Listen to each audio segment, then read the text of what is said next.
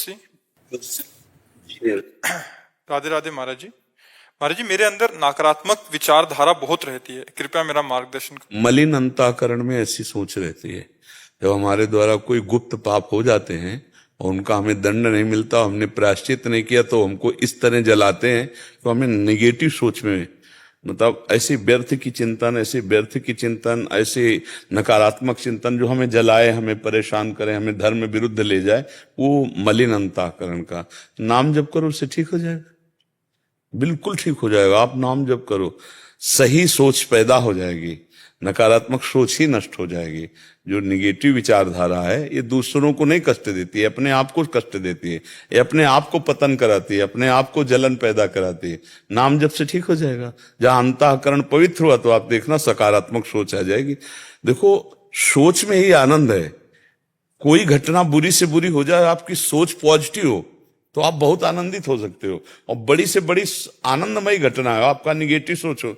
एक नकारात्मक सोच के ब्राह्मण थे, तो उनको निमंत्रण देने एक सेठ आया, तो एक और गरीब ब्राह्मण बैठे थे, दोनों को निमंत्रण दिया, घर ले गए, बढ़िया खवाया, 11 दक्षिणा दी। तो जो नकारात्मक सोच वाले थे वो तो उदास निकले। तो एक आदमी ने कहा, क्यों भाई पंडित जी उदास आप क्यों हो?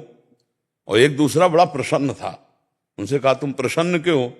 तो जिससे कहा पूछा तुम प्रसन्न क्यों, तो उसने कहा आज तो भोजन का भी जुगाड़ नहीं था, भगवान की इतनी कृपा हुई कि भोजन मिला और 11 रुपया भी मिल गए। दूसरे से पूछा तुम नाराज क्यों हो, उदास क्यों हो?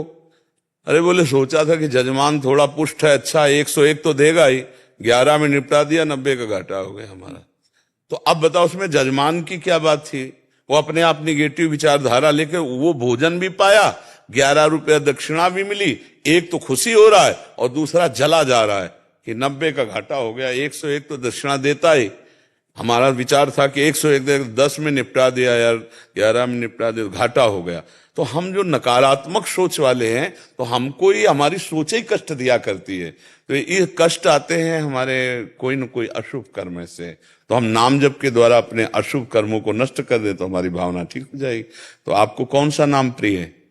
भगवान का नाम कौन? शंकर भगवान। शंकर जी। तो कैसे जपोगे शंकर जी का नाम?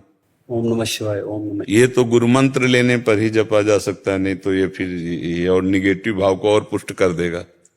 क्योंकि मंत्र, वैदिक मंत्र गुरु पद्धति से ही जपना चाहिए, ऐसे मनमानी नहीं जपना चाहिए जैसे आजकल लोग, ऐसे नहीं। तो अगर शंकर जी का ही जपना है तो शाम्ब सदाशिव जप सकते हो आप? जपूंगा। बोलो क्या? अभी जो हमने बोला एक बार फिर बोले महाराज। अच्छा, इतने में तो पकड़ लेना चाहिए आपको। शाम्ब सदाशिव। श्याम सदाशिव। शाम्ब श्याम्ब। शाम्ब श्याम सदाशिव। सदाशिव। सदाशिव और शाम्ब। श्याम सदाशिव। शाम्ब सदाशिव मतलब अम्मा के सहित पिताजी। श्याम सदाशिव। शाम्ब सदाशिव, शाम्ब सदाशिव।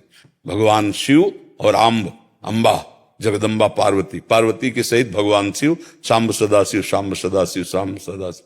आप पकड़ ले, एक बार फिर बोलो। श्याम सदाशिव। शाम्ब श्याम सदाशिव। सदाशिव तो आपको पता है, सदाशिव। सांब सांब सदाशिव। सदाशिव।